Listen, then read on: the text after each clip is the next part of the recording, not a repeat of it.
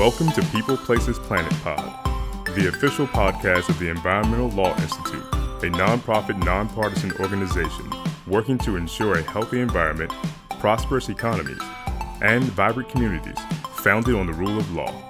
Gas stations are America's largest carbon spigot, a leading source of neighborhood-based pollution, and a sacred cow. From their emergence in the 1910s until the 1980s, the U.S. government took a laissez-faire approach to regulating gas stations. And while some regulations were instituted in the 1980s and 1990s to reduce some sources of pollution, they have continued to pollute the air, soil, and water. Now, four emerging issues: the climate crisis, the rise of electric vehicles, the aging of underground storage tanks, and new research establishing the dangers of gas station pollution, are challenging the gas station status quo and intensifying the need for tighter governance. I'm Hunter Jones, Associate Editor for ELI's flagship publication, The Environmental Law Reporter. Today, I'll be talking with Matthew Metz and Janelle London, co-executive directors at Cultura, who posit in a recently published article in ELR that state and local governments should regulate gas stations to advance their climate goals, reduce pollution, improve public health, and save taxpayers money. Welcome, Matthew and Janelle. Thank you, Hunter. Hey, Hunter, thanks for having us. Good to have you both. Before we dive in, could you tell us a little bit about yourselves and what inspired you to write this article?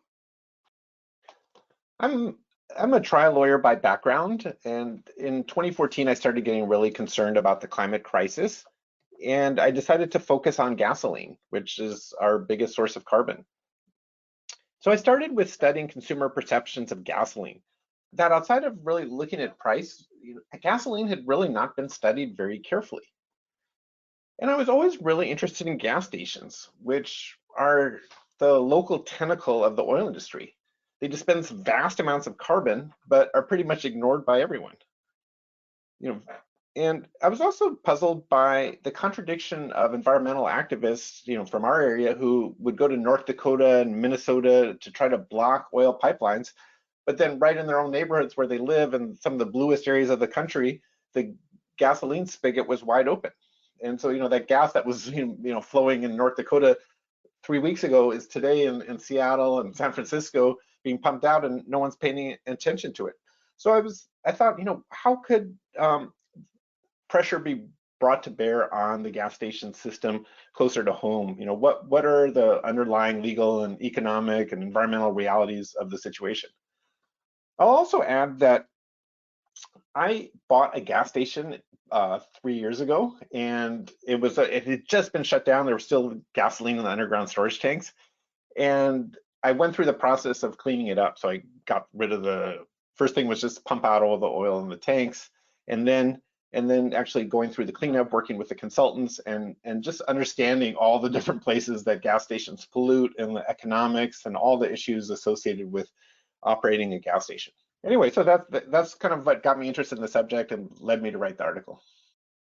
And this is Janelle, and I work very closely with Matthew. We co-lead a nonprofit called Cultura, and as Matthew was talking to me about these things that he was finding, I was shocked. I didn't realize that there'd been so little written about the harms of gas stations, and so little thinking done about kind of the legal avenues to do something about it. So I was very excited when Matt came up with the idea of writing the law review article. To start things off, can you briefly tell us about some of the harms that gas stations and the convenience stores that accompany them pose? Sure, this is Janelle, I'll kick that off. So we got quite a few things that are problematic about gas stations. First is that they exude a vapor. The gasoline has a vapor, a chemical called benzene that comes off the vapors of the gasoline. And it's highly carcinogenic. The World Health Organization has said there are no safe levels of benzene, and yet gas stations are exposing people to benzene all the time. The people who work at the gas station obviously are exposed, people who go and fill up there. And then, the new technologies have been able to detect these benzene levels as far as 160 meters away from the gas station. And so that often includes in these kind of local gas stations in your neighborhood, that can include homes and schools and workplaces that are being exposed to this really bad carcinogenic. Another problem is the underground storage tanks. So, the gasoline that goes through the pump is stored in these enormous tanks underground.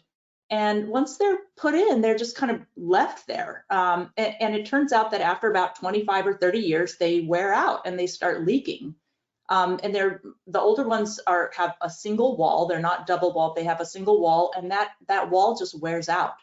So there's a real problem there with when those storage tanks start to leak. There weren't very many regulations around that until about the 1980s. There was a 60 Minutes kind of expose on gasoline leaks that were contaminating drinking water in Long Island. And so that spurred this kind of legal requirement to replace these underground storage tanks.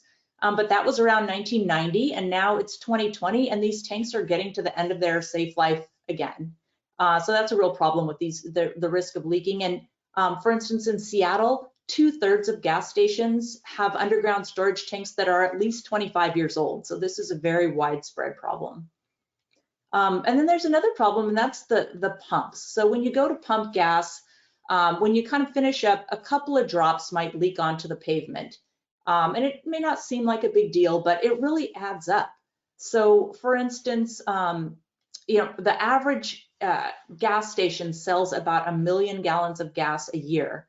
And with just those few drips by each customer, that can add up to about 70 to 100 gallons of gas that's spilled per year. Then there's big volume gas stations like Costco's that will sell maybe 20 million gallons of gas a year, and that can be 2,000 gallons of spilled gasoline. So that eventually can make its way into the soil and groundwater. And that's a real problem because even like a 10-gallon spill of gasoline can contaminate 12 million gallons of groundwater. That is what people drink. So contaminating that is an enormous problem. One other problem is just the signaling of having so many gas stations. So when they're everywhere, it kind of sends a signal to people that, hey, there's gasoline, it's cheap, it's available 24/7. And that is not the signal that we want to be sending in a climate crisis. We want to be saying that this is something that we're eventually going to stop using, which we absolutely need to do. And then finally, I'd just say that gas stations, most of them have a convenience store. And the convenience stores themselves are also harmful. They're problematic. So they're the source of 71% of all cigarette sales. Convenience stores also heavily market and sell alcohol, and they tend to have unhealthy food. In fact, if there's a gas station with a convenience store in a neighborhood, sometimes that displaces having a normal supermarket or grocery store. So that's not healthy. And then there's a lot of crime around gas stations. So I would say those are the main problems of gas stations, the main harms. Matthew, anything to add? Yeah, one thing I would add is that it's not just the underground storage tanks. There's a whole network of pipes and fittings that connect from the underground storage tanks to the gas pumps. And so there's hundreds of parts there, and any one of which could leak. Like in my gas station, one little fitting was not installed, and that wound up creating a big leak. And so there's so many opportunities for things to go wrong and gasoline to leak into the soil and water. In the article, you argue that 4 emerging environmental, health, and economic trends are challenging the gas station industry. Can you talk a little bit about these emerging trends and how they're affecting the industry? Sure, I'll kick that off. So probably the biggest one is the climate crisis that we're in. So the transportation sector is now the single biggest source of carbon dioxide pollution in the US. And the vast majority of that, this transportation emissions, come from burning gasoline and diesel in our cars and trucks. In a lot of cities, gasoline use is about half of the total carbon dioxide emissions. And so this is resulting in local and governments starting to declare climate emergencies and calling for big cuts in carbon emissions, and especially from transportation since it's the biggest source. So cutting gasoline use is going to be really important in meeting those climate goals.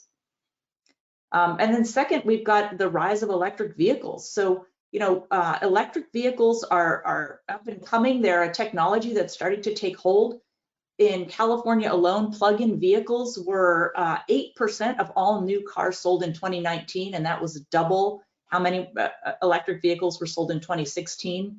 And we're seeing forecasts and predictions that electric vehicles are going to be the majority of new vehicle market share by 2040, maybe even sooner. So, and we're starting to see states that are saying that we're not going to be having any new gas cars after a certain date. So California's governor has issued an executive order calling for no new gas cars to be sold in California after 2035. And we've got quite a few other states considering similar measures. So obviously this rise in electric vehicles that don't require any gasoline is going to shrink the demand for gasoline, and it's going to threaten the viability of gas stations. They rely on gasoline for nearly 70% of their sales, and so that's going to be a problem for them. Matt, what else do we have?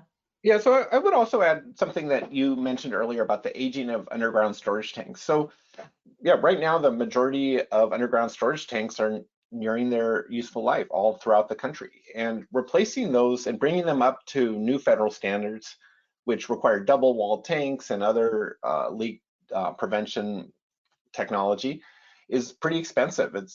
It'll cost on average like $300,000, and it could go to millions, because a lot of times when you pull out the old tanks, the requirement is that you clean up any mess that was there. And so there's this huge cost that's going to be facing gas stations if and when they pull out their tanks. So a lot of them are just incentivized just to keep operating and kicking the can down the road as long as they can. But so that's one of the key dynamics of the gas station industry right now, is what to do with all these aging tanks. And as also Janelle mentioned, there's a lot of new research about the hazards of having a gas station in your neighborhood. If they're emitting benzene's a carcinogen, what are we going to do about that? Are we just going to allow that to keep happening, or are we actually going to address these harms? And gas stations have had a free pass for a long time. Politicians are afraid to deal with them. They're neighborhood-based business. Many are owned by, or at least nominally owned by, minorities, and so they tend to have a fair amount of support in their community. And so there's a real conflict there between sort of the needs of the environment and the need to deal with the climate crisis against local factors such as local business owners and just the long dependence of Americans on gasoline. So all of these factors are now starting to butt up against each other and creating a crisis that's just emerging right now.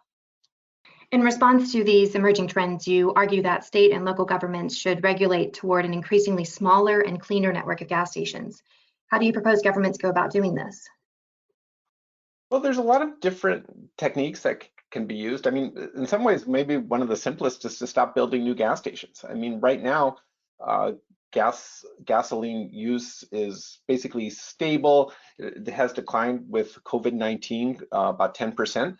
So, but there's still a lot of new gas station construction happening all over. And if we're in a climate crisis, why are we digging the hole deeper? So that's one of the really major ones is stop building them. That can be done through zoning changes, like zoning to prohibit the construction of new gas stations. Yeah, so anyway, that's one of the most important. We can also enforce the laws that already exist. Many gas stations are leaking. They're not properly being tested. Even if they do leak, they're allowed to continue operating indefinitely. There's many cases in Seattle, and I talk about one particularly egregious one, of a gas station that has known high levels of pollution. It's the benzene level that's measured in the groundwater is 380 times the legal limit, and it just keeps on operating. And this is very, very common. And what the government could do is say, hey, you got to clean that up. You can't just keep polluting the groundwater indefinitely with the gas station. But they've been really reluctant to do it for a lot of different reasons. But that needs to stop. The regulators need to tighten it up a little bit. Many of the tanks are still single-walled tanks that are at very high risk of polluting the groundwater. And in California, they've instituted a new law that by 2025, all single-walled tanks need to be pulled and double-walled tanks need to be put in. But in many states, there's no such rule, and they just keep operating. And many states have either state insurance funds or kind of reinsurance funds to enable these stations to keep operating. The federal government has a requirement that gas station owners have to have $1 million of coverage for their underground storage tanks. And this coverage is very difficult to obtain in the private market for older underground storage tanks. So the local governments or state governments, excuse me, have created funds to help bridge that gap. So gas stations can stay in business even if they have very old tanks. And so Washington has one of the most generous programs in the country. And the result is that we have the oldest tanks. And so, many of those tanks are polluting. We don't really know which ones are or are not, but we're encouraging really bad behavior by gas stations operating highly risky gas tanks. It's just not good. So anyway, those are a few. Another interesting one is that in Cambridge, Massachusetts, they just passed a law that will require gas stations to post climate warning labels. In other words, something that says right on the gas pump, it says, this product creates global warming. Something, really simple statement like that, but to warn the consumers and to make that connection between what they're putting in their tank and the climate crisis. So that's really positive. So yeah, those are some of the key governmental changes, and other things that can happen as well is that many of these sites, particularly in the cities, can be redeveloped into housing or much more intensive uses. Typically gas station is a pretty low intensity use of land. So on a maybe the average parcel is about 15,000 square feet. They have a 2,000 square foot store, and then the pumps outside. But in dense environments like in San Francisco, New York, Seattle, that's very undeveloped real estate. And so, big housing developments or other kinds of uses could be put onto that site. And so government can take various zoning measures and incentive measures to spur redevelopment of gas stations. Hi, it's Janelle. I'll just add to Matt's point about imposing a moratorium or just stopping building new gas stations.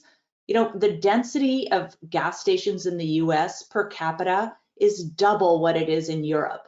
So it seems like we have way more gas stations than we need already. And so to stop building new ones would not even be inconvenient, at least at first. Maybe they would some of them would start shutting down as they're required to be cleaned up. But we definitely don't need new gas stations. Actually, I'd like to also add one more thing, is that, the EPA estimates that half of the country's 450,000 brownfields are abandoned gas stations. So we're facing another onslaught of brownfields as these gas stations age, as the market share declines. And then if we're building more, that just adds to the problem. Then even more of the older ones are forced out. There's newer ones that will also have to be probably cleaned up one day. And so we're just keep digging and digging. And yeah, we need to stop that. Matthew, Janelle, thank you so much for taking the time to talk with me about your article. Thank you. It's been a pleasure. Yeah, thanks, Hunter. Thank you, and to ELI for giving us the opportunity to present about gas stations. You can learn more about Matthew and Janelle's work at www.cultura.org. And thanks to all of our listeners for tuning in. For more information on the Environmental Law Reporter and to read Matthew and Janelle's article, please visit our website at www.elr.info. Thank you for tuning in to People, Places, Planet Pod, brought to you by the Environmental Law Institute. We would like to hear from you, so please send us your questions, comments, and ideas to podcast@eli.org. And if you're interested in learning more about our work, attending one of our events, reading our publications, or becoming a member, please visit our website at www.eli.org.